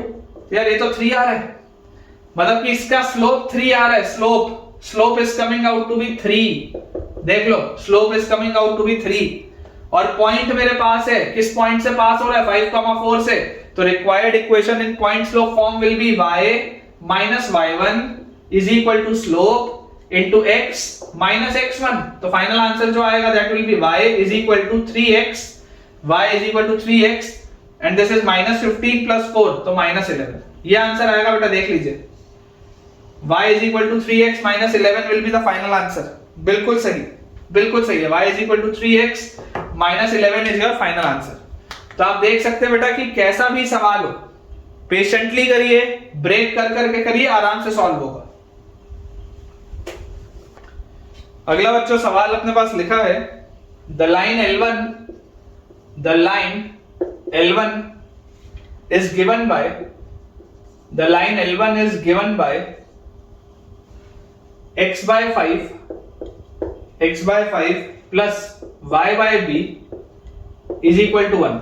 The line L1 is given by x by 5 plus y by b is equal to 1 and passes through the point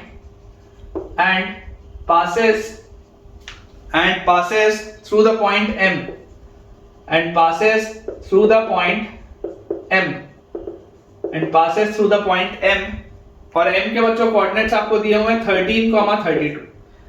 M के बेटा हमारे पास coordinates दिए हुए हैं 13,32। The line L2 is parallel to L1. The line L2 is parallel to L1. The line L2 is parallel to L1 and it has the equation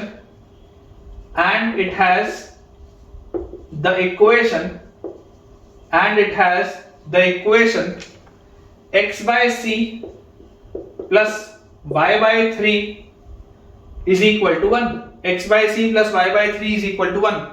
Calculate the distance between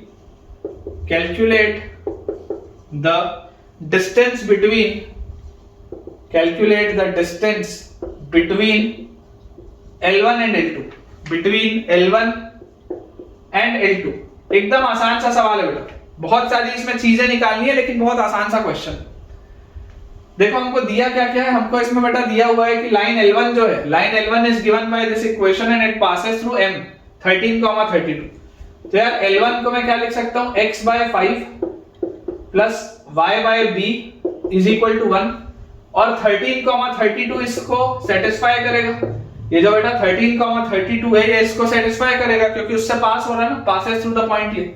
तो अगर आप यहां पर रखोगे तो आपके पास आ जाएगा 13/5 plus 32/b is equal to 1। तो 32/b की वैल्यू अपने पास आ जाएगी 1 माइनस 13/5।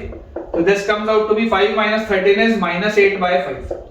8 4 से बच्चों 32 होता है, तो b की वैल्यू मेरे हिसाब से आ जाएगी -20। ठीक है, b की वैल्यू आ जाएगी -20। तो ये इक्वेशन को आप क्या लिख सकते हैं, दिस इज x by 5 और फिर minus y by 20 is equal to 1। तो अगर आप एलसीएम ले लेंगे तो 4x by 20 minus y is equal to 20 उधर। तो ये आपके पास इक्वेशन आ गया, this is your equation L1। ठीक है, this is your equation L1। अब बोल रहा है line L2 is parallel to L1। तो लाइन L2 क्या होगी, line L2 will be of the form 4x minus y equal to lambda भी लिख सकते हो और प्लस लैम्डा इक्वल टू 0 भी लिख सकते हो, बात एक ही है, लैम्डा ऑटोमेटिकली सेट हो जाएगा। इंपॉर्टेंट बात ये है कि अगर इसके पैरेलल है तो इसके पैरेलल में बच्चों ये वाली चीज आपको ध्यान रखनी है कि अगर इसके पैरेलल है तो ये 4x माइनस y वाली चीज सेम होगी। ठीक है, तो यहां से अगर मैं इसको देखूं तो ये इक्वेशन क्या लिखा है, ये लिखा हुआ है 3x प्लस cy is equal to 3c। ठीक है, 3x प्लस cy is equal to 3c है ना, देख लो 3x प्लस cy is equal to 3c, ये अपने पास लिखा है। अगर आप कंपेयर करोगे, अगर बेटा आप कंपेयर करोगे तो आपको यहां से ये दोनों इक्वेशन सेम होने चाहिए। L2 इसके पैरेलल था तो ये दोनों इक्वेशन आपके पास सेम आने चाहिए। तो यार यहां से हमारे पास आ जाएगा 3/4 is equal to cy minus 1 is equal to 3c by lambda, ये आ जाएगा अपने पास। मतलब कि बच्चों c की वैल्यू कितनी आ रही है, c की वैल्यू आ रही है -3/4। देख लो, अगर आप इन दोनों को बस ले लो तो c की वैल्यू आ रही है -3/4 और अगर मुझे लैम्डा निकालना हो, अगर बेटा मुझे लैम्डा निकालना हो तो मैं यहां से बोल सकता हूं कि लैम्डा निकालने के लिए दिस विल बी, ये 3/4 will be equal to 3c by lambda, 3 से 3 कटेगा तो lambda will be 4c।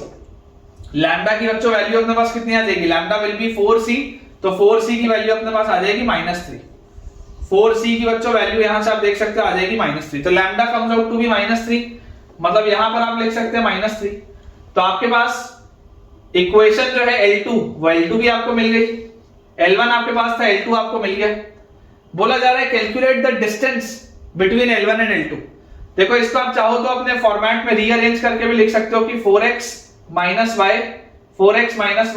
Minus 20 is equal to 0, ऐसा भी आप इसको लिख सकते हो, एक ही बात है। इक्वल टू 20 लिखो या -20 इक्वल टू 0, ऐसा भी आप लिख सकते हैं। और इसको बेटा आप लिख सकते हैं +3 equal to 0।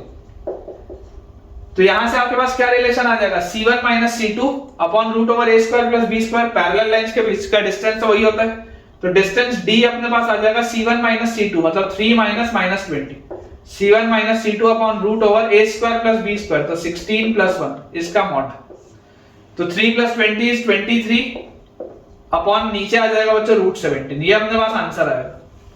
23/√17 will be the answer. बिल्कुल सही, अगेन बेटा बिल्कुल ही सही। ठीक है, चलिए अगले बस 2 सवाल और करते हैं, फिर आज का लेक्चर एंड करते हैं। सवाल बेटा अपने पास इसमें लिखा हुआ है, ये मोर देन 1 है ना, मोर देन 1 करेक्ट टाइप है, मतलब इसका अब ऐसे तो मैं आपको ऑप्शन नहीं दे रहा हूं, लेकिन इनके एक से ज्यादा आंसर आएंगे। क्वेश्चन लिखा है find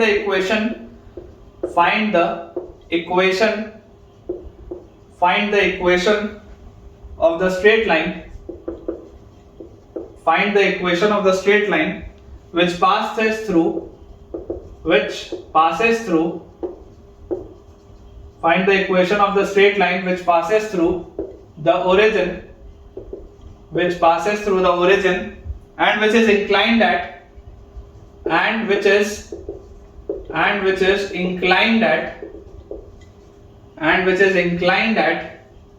75 degrees to the straight line 75 degrees to the straight line x plus y plus √3 times y minus x is equal to small a। ये अपने पास बेटा क्वेश्चन है। ठीक है, स्मॉल a क्या है हमको नहीं पता, सवाल सिर्फ ये लिखा है कि find the equation of the straight line which passes through the origin से पास हो रहा है, and which is inclined at 75 degree to the straight line, और जो कि 75 डिग्री के इंक्लिनेशन पे हो आपकी स्ट्रेट लाइन इससे। तो सबसे पहले तो बेटा आपके पास ये जो स्ट्रेट लाइन है, आप इस स्ट्रेट लाइन का स्लोप निकालिए। अगर हम इसका स्लोप निकालें तो इसको हम थोड़ा सा रीअरेंज करते हैं। हम इसको लिखते हैं x के साथ क्या लिखा है 1 माइनस √3, x के साथ लिखा हुआ है 1 माइनस √3 और प्लस y के साथ क्या लिखा हुआ है 1 plus √3, this is equal to 0। तो हमारे पास आ जाएगा y times 1 plus √3 is equal to x times √3 minus 1। y times 1 plus √3 is equal to x times √3 minus 1। तो y की वैल्यू अपने पास आ जाती है x into √3 minus 1 upon √3 plus 1, √3 minus 1 upon √3 plus 1। तो यार यहां से अगर बेटा ये चीज अपने पास आई तो इसका स्लोप कितना आ रहा है, slope of this line is √3 minus 1 upon √3 plus 1।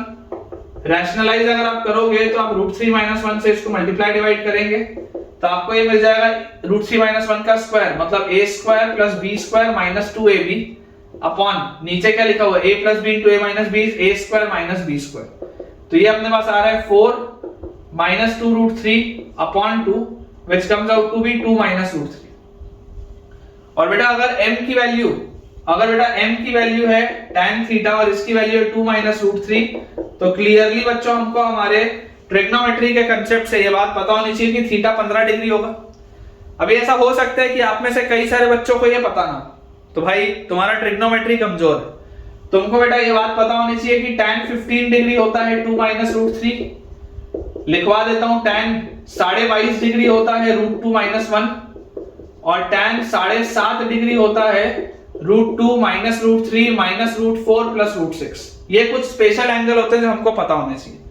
वैसे ही tan 75 डिग्री अगर आपके पास आ जाए, जिसको कि आप cot 15 भी बोलते हैं, इसका आंसर होता है 2 प्लस √3।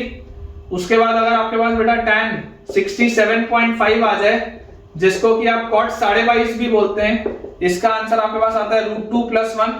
और अगर हमारे पास cot 7.5 डिग्री हो तो cot 7.5 होता है √2 प्लस √3 प्लस √4 प्लस √6। ये कुछ स्पेशल एंगल्स हैं जो मैंने तो यार ट्रिग्नोमेट्री में निकलवाए। मेरे हिसाब से ये काम के एंगल्स हैं, आपको पता होने चाहिए। अगर ये आपको नहीं पता था तो मुझे आप अभी कमेंट में बताइए कि सर थैंक यू कि आपने हमको बता दिया, क्योंकि ये ट्रिग्नोमेट्री में है। ठीक है, ट्रिग्नोमेट्री मैंने कराया हुआ है, तो आपको बेटा अगर टाइम मिले तो ट्रिग्नोमेट्री की प्लेलिस्ट खोलिए और उसमें आप हेडिंग्स पढ़िए, तो आपको हेडिंग्स में मिल जाएगा कि कहां कहां पर मैंने कौन कौन सा एंगल डिराइव किया है, निकाला है, और उसे आप देख लीजिए। अभी आपके पास टाइम है। ठीक है, तो अपने पास बेटा ये चीज आ जाती है कि tan 15 डिग्री होता है 2 माइनस √3, मतलब कि 15 डिग्री अपने पास आ जाता है इसका इंक्लिनेशन 15 डिग्री का। अब आप समझने की देखिए कोशिश करिए। ये आपके पास लिखा हुआ है y इक्वल टू mx तरीके की एक लाइन। ठीक है, अगर मैं इसको आपको ग्राफ के थ्रू समझाऊं, थोड़ी आपको फील दूं, तो आपको देखो दिखाई दे रहा है कि यार ये भी जो है, आपको एक बात बेटा पता होनी चाहिए कि y equal to mx plus c एक जनरल इक्वेशन होती है लाइन की, बट स्पेशल केस में व्हेन c इज 0 तो y इक्वल टू mx हो जाता है, और c इक्वल टू 0 मतलब ओरिजिन से पास होता है। c इक्वल टू 0 मतलब ये ओरिजिन से पास होता है। तो यार अभी आपको देखो जो लाइन दिख रही है 15 डिग्री में है, तो ये बेसिकली क्या लिखा हुआ है, दिस इज y is equal to tan 15 degree, y is equal to tan 15 degree into x, यही तो लिखा है ना, y equal to mx। Constant अब तो लिखा नहीं है, आप देख लो ओरिजिन इसको सेटिस्फाई कर रहा है ना, x की जगह 0 y की जगह 0 रखोगे तो पूरा सेटिस्फाई हो जाएगा। नहीं, पूरा नहीं होगा, यहाँ पर a लिखा हुआ है, यहाँ पर a लिखा हुआ है, a कुछ भी हो सकता है, तो ये लाइन चलो ओरिजिन से पास नहीं हो रही, यहाँ पर आप प्लस a भी लिख दो, ठीक है। एक सेकंड इसको अपन थोड़ा सा ठीक कर लेते हैं, मैंने यहाँ पर 0 लिख दिया, ऐसा करो चलो यहाँ पे a कर लो, कोई बात नहीं, a कर लो, फर्क नहीं पड़ेगा, स्लोप को बेटा फर्क नहीं पड़ेगा, इसको थोड़ा सा अपने करेक्ट करना पड़ेगा कि यहां से हम अगर लिखेंगे तो x का ये कोफिशिएंट लिख लिया और फिर y का कोफिशिएंट अपन ने लिख लिया, तो इसको उधर लेके गए और यहाँ पे पूरे पे a तो वैसे का वैसा ही है, ठीक है। ये √3 - 1 यहाँ आ गया, तो x टाइम्स √3 - 1, ठीक है। और इसके बाद आपके पास आ जाएगा प्लस सम कांस्टेंट आ जाएगा ना, प्लस सम कांस्टेंट, यहाँ पे प्लस सम कांस्टेंट आ जाएगा, ठीक है। वो कांस्टेंट क्या होगा, a/1 + √3 होगा, तो ठीक है, फर्क नहीं पड़ेगा, स्लोप तो यही आएगा। तो आपको बेटा जो लाइन दिख रही है वो कुछ इस तरीके की आपको लाइन मिल रही है, मान लेते हैं ये जो भी कांस्टेंट होगा आपको इस तरीके की कुछ लाइन मिल रही है जिसमें ये आपका y इंटरसेप्ट c मिल रहा है। इंपॉर्टेंट चीज क्या है, इंपॉर्टेंट चीज ये है कि ये जो एंगल है ये 15 डिग्री है, ये जो लाइन है ये लाइन इंक्लाइंड है at an angle of 15 degree, ये इंपॉर्टेंट है। अब अगर बेटा ये 15 डिग्री है तो अब मुझे बोला जाता है कि find the equation of the straight line which passes through the origin, जो ओरिजिन से पास होता हो and which is inclined at 75 degree to this line। तो यार समझने वाली बात क्या है कि आपको ओरिजिन से पास कराती हुई लाइन चाहिए, अगर ये 15 डिग्री है तो 75 डिग्री का इंक्लिनेशन कैसे भी हो सकता है। आपको स्पेसिफिकली लिखा नहीं है कि क्लॉकवाइज इंक्लिनेशन है एंटी क्लॉकवाइज, क्या लिखा है, and which is inclined at 75 degree. तो इंपॉर्टेंट चीज क्या है, इंपॉर्टेंट ये है बेटा कि यहां पर आपके पास दो केस बनेंगे, 75 डिग्री का इंक्लिनेशन इधर भी हो सकता है, इस साइड भी हो सकता है, और 75 डिग्री का इंक्लिनेशन नीचे भी हो सकता है। तो आप देखो अगर ये वाली लाइन ऑलरेडी 15 डिग्री पर थी, अगर बच्चों ये वाली लाइन ऑलरेडी 15 डिग्री पर थी और इसको आप 75 डिग्री और घुमा दिया, ये ऑलरेडी 15 डिग्री पर थी और इसको आपने 75 डिग्री और घुमा दिया, तो अब आपके पास जो नया लाइन आएगा वो क्या हो जाएगा, केस 1। ये आपका केस 1 है और ये आपका केस 2 है। केस 1 में आप एंटी क्लॉक हो जा रहे हो, केस 2 में आप क्लॉकवाइज जा रहे हो। तो आपको देखो क्या लिखा हुआ है, find the equation of the straight line which passes through the origin. तो फाइनल आंसर आपका जो होगा, अगर वो ओरिजिन से पास होती हुई लाइन है, ओरिजिन से पास होती हुई line y equal to mx के फॉर्म की होगी। ओरिजिन से बच्चों अगर लाइन आपकी पास हो रही है तो वो y इक्वल टू mx के फॉर्म की होगी। अब आप सोच के देखिए, अगर 75 डिग्री आपने और घुमा दिया तो आपके पास अब एंगल ऑफ इंक्लिनेशन कितना आ गया, केस 1 में बच्चों आपके पास अब एंगल ऑफ इंक्लिनेशन आ गया 90 डिग्री। देखो 15 डिग्री पहले से है और आपने 75 डिग्री और घुमा दिया तो टोटल 90 डिग्री का आ गया, और 90 डिग्री का अगर इंक्लिनेशन आ गया तो tan 90, तो यार tan 90 तो इनफाइनाइट होता है, स्लोप इसका इनफाइनाइट हो जाएगा। तो y इक्वल टू, अगर आप इनफाइनाइट इनटू x लिखोगे, या इसको आप इनफाइनाइट को क्या लिख सकते हो, इनफाइनाइट को आप लिख सकते हो 1/0, समझाने के लिए बता रहा हूं। तो यहां से आपके पास क्या आ जाएगा, x की वैल्यू 0 आ जाएगी, क्या देख लो, ये 0 से मल्टीप्लाई होगा तो x की वैल्यू 0 आ जाएगी। तो केस 1 का आपके पास आंसर क्या आ गया, x equal to 0, which means y axis, जो कि आपको ग्राफ से भी दिखाई दे रहा है, कि अगर ये 75 डिग्री अपन और इसको रोटेट कर दिए तो ये y एक्सिस मिल जाएगी। और सेकंड केस क्या है, what is second case, second case में ये 75 डिग्री नीचे भी हो सकता था। तो अगर बच्चों ये 75 डिग्री नीचे भी हो सकता था तो ये 15 डिग्री पहले यहां तक उतरता, ये 15 डिग्री है ना इतना, अभी 15 डिग्री चढ़ा हुआ है, अभी ये 15 डिग्री चढ़ा हुआ है, अब आपको 75 डिग्री उतारना है। तो पहले तो ये 15 उतरता तो यहां पर आ जाता और उसके बाद 60 और उतरता। तो अगर ये 60 और उतरता तो अब आप क्या बोलते हैं, थीटा को आप बोलते हैं -60 डिग्री, क्योंकि क्लॉकवाइज हो रहा है, तो थीटा को हम क्या बोलते हैं -60। तो यार स्लोप क्या आता, tan ऑफ -60, तो tan ऑफ -60 तो यार ये तो -√3 आता। तो आंसर मेरा क्या आता, y इक्वल टू mx के हिसाब से y equal to -√3x, y equal to mx के हिसाब से y इक्वल टू -√3x। तो अगला आंसर आ जाएगा √3x plus y is equal to 0। ये दो आंसर आएंगे बेटा, ये अपने पास दो आंसर आ जाएंगे, क्योंकि आपको 75 डिग्री का इंक्लिनेशन एंटी क्लॉक दिया है कि क्लॉकवाइज दिया हुआ है, वो स्पेसिफाई नहीं किया, इसलिए दोनों आंसर आपके पास बिल्कुल सही। ठीक है, ओरिजिन से पास होती हुई कोई भी line y equal to mx के फॉर्म की होती है, ये बात आपको पता होनी चाहिए। और इस पूरे सवाल को इस a से कोई लेना देना नहीं, इस पूरे सवाल को इस a से कोई भी लेना देना नहीं। तो final answer will be x equal to 0 which is y axis and √3x plus y equal to 0। बिल्कुल सही। चलिए एक आखिरी सवाल बनाते हैं बेटा, फिर आज का लेक्चर एंड करेंगे। सवाल बच्चों अपने पास लिखा हुआ है लास्ट, आज के लेक्चर का आखिरी क्वेश्चन है। Find the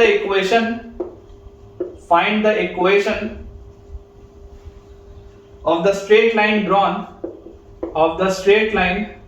drawn through the point 0, 1 drawn through the point 0, 1 on which the perpendiculars fall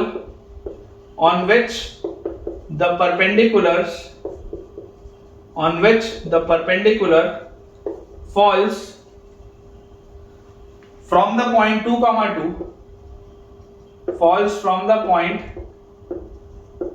2 are each of length unity।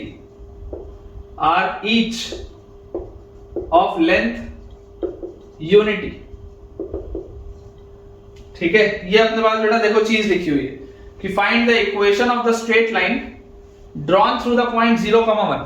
Find the equation of the straight line drawn through the point 0, 1 on which the perpendicular falls from the point 2, 2 are each of length unity। बोलने का मतलब क्या है कि आपको बच्चों यहाँ पर बोला जा रहा है कि आपको 0, 1 से पास होती हुई आपको कोई लाइन लिखनी है। ठीक है, सबसे पहले तो मैं आपको बता दूं करना क्या है। Equation of straight line drawn through the point 0, 1, तो अपन बोल देते हैं let the slope of the line, हमको स्लोप तो पता नहीं है, let the slope of the line be m, let the slope of the line be m। अगर बच्चों मैं स्लोप m मान लूं लाइन का, तो मुझे एक बात समझ में आती है कि स्ट्रेट लाइन जो होगी मेरी, straight line will be y minus y1 is equal to slope into x minus x1, यही होगी straight line. Equation of the straight line drawn through the point 0, 1, तो कोई भी general straight line which is passing from 0, 1 will be this y equal to mx plus 1। बिल्कुल सही। on which the perpendicular falls from the point 2, 2। अब अगर आप इस पर 2, 2 से बच्चों परपेंडिकुलर डालेंगे, अगर आप इस पर 2, 2 से बच्चों परपेंडिकुलर ड्रॉप करेंगे, तो उसका लेंथ यूनिटी होना चाहिए। यूनिटी मतलब क्या होता है? यूनिटी का मतलब 1 होता है। अगर आपको नहीं पता था तो आप पता रखिए अब, दैट यूनिटी मींस 1, यूनाइट होना, 1 होना। ठीक है, तो यार 2, 2 से अगर मैं इस पे परपेंडिकुलर डालूं तो इस लाइन को मैं लिख सकता हूं mx minus y plus 1 equal to 0। इस पर अगर मैं 2, 2 से परपेंडिकुलर डालूं तो मेरे पास आ जाएगा 2m minus 2 plus 1 by root over m square plus 1 का मॉड।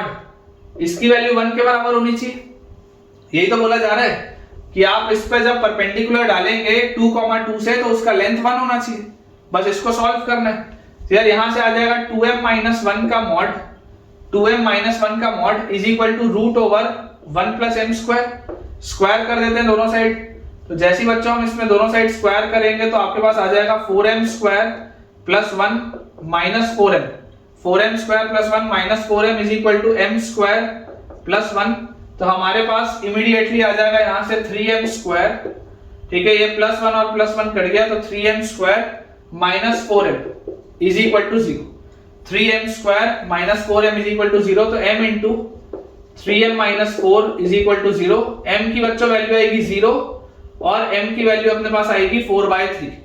और इक्वेशन आपके पास ये लिखा हुआ है, तो finally answer will be y is equal to, therefore जो स्ट्रेट लाइन मिलेगी that is y is equal to 0 into x, तो y is equal to 1 and y is equal to 4/3x plus 1। तो यहां से अपने पास आ गया 3y, और इसको अच्छे से लिख सकते हैं अपन 4x minus 3y plus 1 is equal to 0। 4x minus 3y plus 1 equal to 0, ये अपने पास बच्चों एक लाइन आएगी, और ये अपने पास बच्चों दूसरी लाइन आएगी that is y equal to 1, जिसका मतलब है it is a straight line parallel to x axis, horizontal line. तो y इक्वल टू 1 बिल्कुल सही। और अगला है 4x माइनस 3y प्लस, एक सेकंड अपन ने थोड़ी सी गलती कर दी, एलसीएम लेने में 3 अगर इधर मल्टीप्लाई होगा तो इधर भी होगा, यहाँ 3 लगा लीजिएगा बेटा। एलसीएम अपन ने गलत ले लिया था, 3y है और इधर भी 3 आएगा, तो 4x minus 3y plus 3 equal to 0। 4x minus 3y plus 3 equal to 0, बिल्कुल सही। तो ठीक है बच्चों, विद दिस हम अपने आज के लेक्चर के एंड पे पहुंच चुके हैं और आज हमने बहुत सारे सवालों की प्रैक्टिस की और मुझे तो यार बहुत अच्छा लगा इतने सारे क्वेश्चंस आपको करवा के। तो आपको आज का लेक्चर कैसा लगा मुझे कमेंट में बताइए। क्या आपके कोचिंग इंस्टीट्यूट में या जिस भी टीचर से आप पढ़ते हैं, क्या उन्होंने आपको स्ट्रेट लाइंस में, पॉइंट्स में इतने सवाल करवाए या नहीं करवाए, मुझे कमेंट्स में बताइए। एक अच्छा फीडबैक बेटा ये मेरे लिए काम करेगा। तो अगर आपको आज का वीडियो पसंद आया तो वीडियो को लाइक करें, चैनल को सब्सक्राइब करें और दोस्तों के साथ इस वीडियो को शेयर भी करें ताकि उनकी पढ़ाई भी बहुत अच्छे से हो पाए। Thank you.